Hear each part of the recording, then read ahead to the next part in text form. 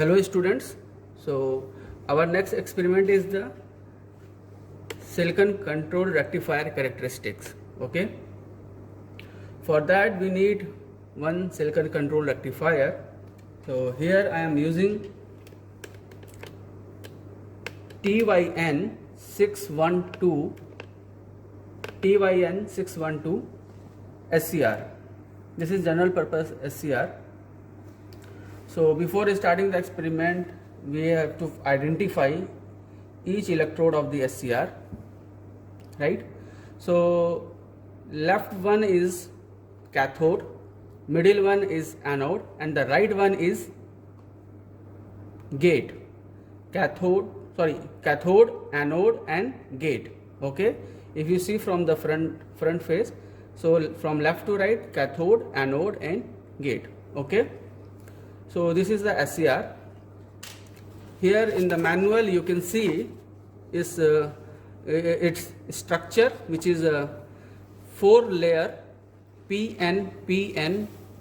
Okay, so it is a family of thyristor, and you can also see its transistor equivalent model, 2 transistor model, and its symbolic diagram is this: anode, cathode, and another one is the gate. So in the experiment I will show you how the SCR is turned on and how the SCR can turn off. Okay, and we can we can measure its latching current and holding current. So the objective of the experiment is draw the VI characteristic of SCR and measure the breakover voltage, state resistance, and holding current and latching current. Okay, so this is the circuit diagram of the SCR, which I have already done. You can see here. You can see SCR is connected on the breadboard. Here is I am using one potentiometer, resistance pot. Here resistance pot. Here you can see a power supply which is used to provide the supply the circuit, and here 2 digital multimeters, and another new thing is not exactly new thing, you might have used in your BSc classes. This is an analog ammeter. So here I am using milliammeter, whose range is around from 0 to 50 milliampere. Okay, so let's identify one by one which meter will use for measuring what parameter. So here I am using 2 channels. As we know, this is the multi-channel DC power supply. So this is the advantage. I need only one power supply, and I will take from the power supply from the individual channels. So here I am using channel 1 and channel 2 and combine both of them in the series. Channel 1 can provide 0 to 30 volt, and similarly channel 2 can also provide 0 to 30 volt. So I am using these 2 channels in a series, so I can get 64 volt as an output, and these 2 output, this output I will use to provide anode voltage, anode to cathode. So here I will use channel 1 and 2 in a series to supply the anode voltage, which become 0 to 64 volt. Okay, which is already connected here. Now I have connected voltmeter, which is a voltmeter. This is DMM. So I am measuring anode voltage across anode and cathode. So I am using this DMM. So this DMM will measure VDK, means, yeah, simply we can not VD, VA, anode voltage. Okay, now this multimeter will use to measure anode current. Okay, so I have already connected in a series with the anode, power supply and cathode. So this multimeter will measure the anode current, okay, and this multimeter will measure the anode voltage. And here a separate power supply is used. Okay, so we have used another power supply, that is from the channel 3. Channel 3 is used to supply voltage across gate and source. So it will provide the gate voltage by using channel 3. And I have used one, here is not mentioned, ammeter. I have to connect ammeter in the series of the gate to measure gate current. Since this gate current is an independent variable which I have to fix, okay, for the different value of gate current I will measure the anode current for the given anode voltage with respective in respective of the anode voltage. For the different value of gate current I will measure output characteristic, that is anode voltage versus anode current. Okay, so for that I have connected ammeter, milliammeter to measure gate current. Okay, so I will vary the gate current. Okay, I will just not vary, I will just give the steps Ig1, Ig2, Ig3. Let us for example, let us say 1 milliampere, 2 milliampere or 3 milliampere. Okay, I will fix the gate current and I will measure the anode current by varying the anode voltage. So here I am going here I have connected milliammeter. See, here I have connected, which is not mentioned in the circuit diagram. Now I am just writing over it. Okay, so this is the ammeter is connected in the series. Here a 10 kilo ohm resistance pot is connected to control the current, gate current. Since we have the voltage source, we have applied some voltage source. Okay, so voltage will be the fix. Now if I vary the potentiometer resistance, then the current will vary. That current is Ig current. So I can control the Ig current by adjusting this potentiometer. Okay, so which is already done here. You can see this is the potentiometer to vary the gate current.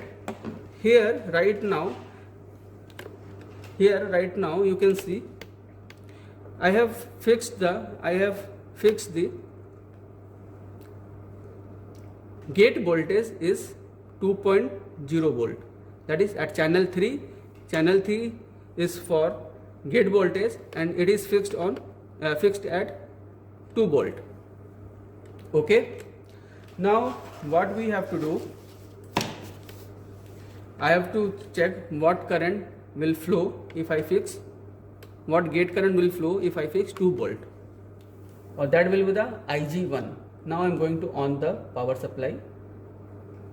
Okay, so here you can see at 2 voltage Ig current is around something 3 milliampere. Okay, so our first observation, our observation table is this. Okay, so at Ig1 that is 3 milliampere, nearly 3 milliampere. It's increasing the voltage and see when it will break down J2 junction and SCR will turn on. 28, 9, 30, 31, almost 30.5. So I'm increasing very slowly. I don't know when it will break down. So when it will break down, voltage will drop 0.7, 0.6 or 0.8 and current will increase suddenly.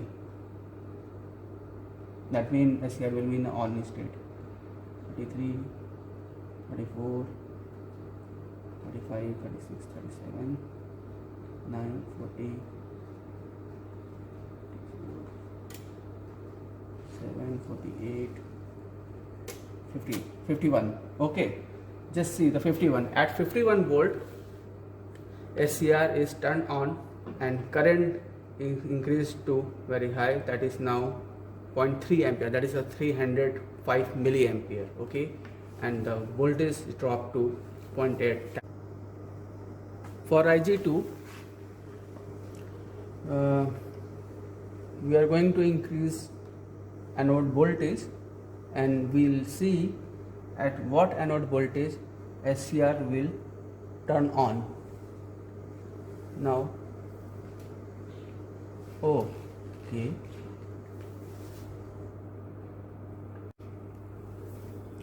for Ig2 SCR will turn on. So I am increasing 1.3, 0.2, 4, 5, 6, 9, 10, 12, 13, 16, 17, 18, 19. See, anode current is also increasing very slowly.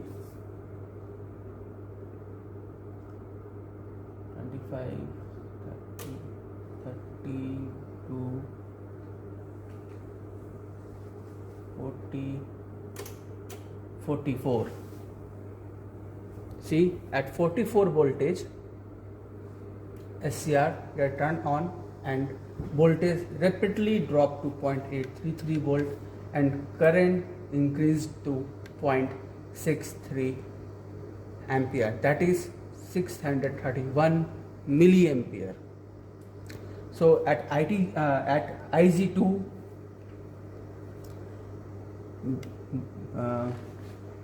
forward breakover voltage become 44 volt.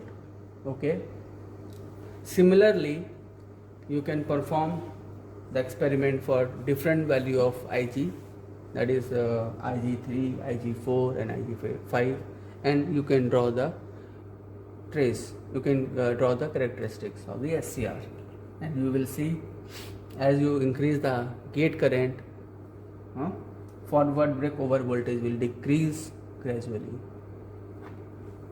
Now our next objective is to determine the holding current and latching current of SCR for the given Ig current, and then we will calculate breakover voltage and on state resistance using graph.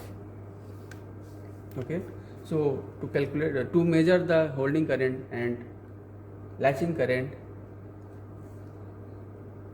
I will repeat the experiment, and by definition I will perform the experiment and I'll show you what is the value of latching current and what is the value of holding current.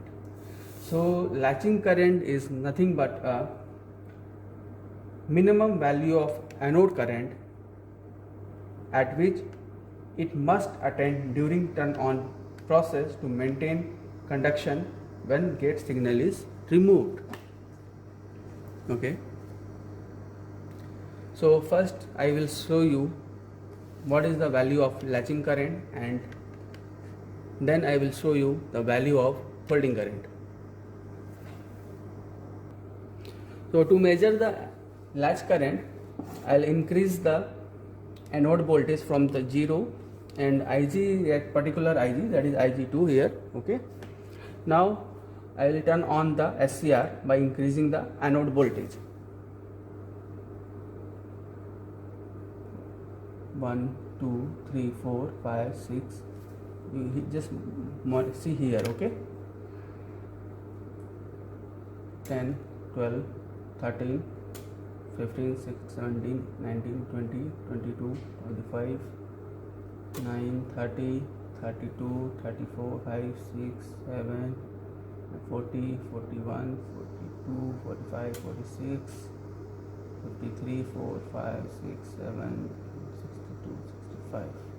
Okay, so that means SCR is not turning on, that means Ig current is not sufficient. So what will I do? I will reduce the anode voltage and then I will slightly increase the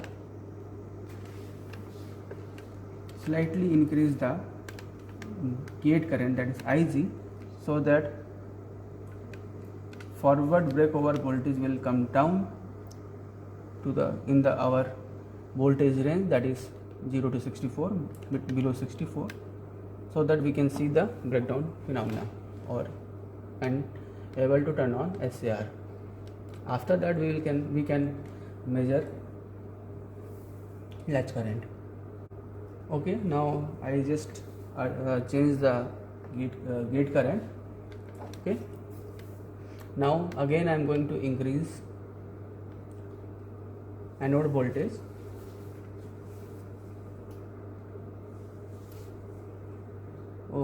I think I increased very high current, that is why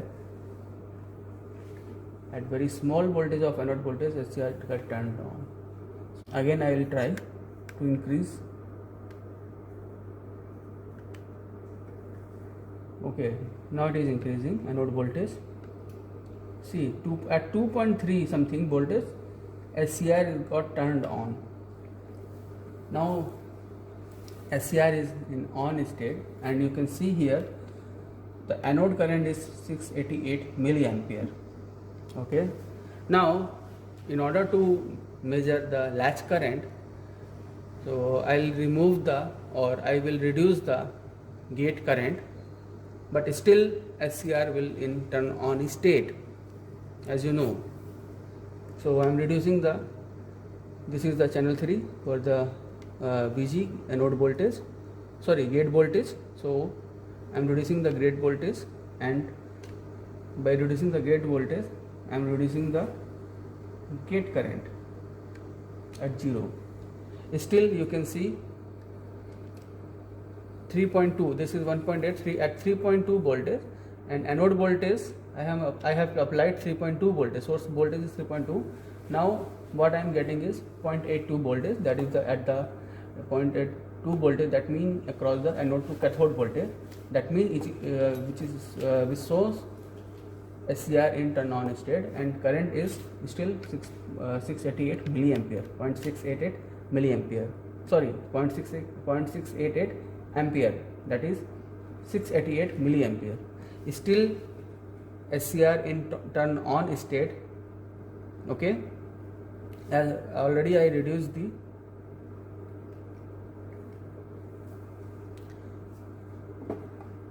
gate current. You can see here gate current is almost 0, obviously it is 0, but still SCR in turn on state. Now I will reduce the anode voltage and observe the anode current. Okay, so by definition, I am repeating, by definition, latching current can be defined as the minimum value of anode current which it must attain during turn on process to maintain conduction when gate signal is removed. When gate signal is removed means that is gate current is 0. Now I have already put it at 0, and now I will reduce the anode voltage and will show you just before turning off the SCR, the current, anode current will define as latching current, that is the minimum current will called as latching current. So I am going to reduce this anode voltage slowly, which is already very small, that is 3.2. See, now 7.8. now current is reduced to 0.43 ampere, that is 432 milliampere. Okay, 0.676, 0.75, 4, 3, 1, 0.3. Now it got reduced, current got reduced just before got reduced.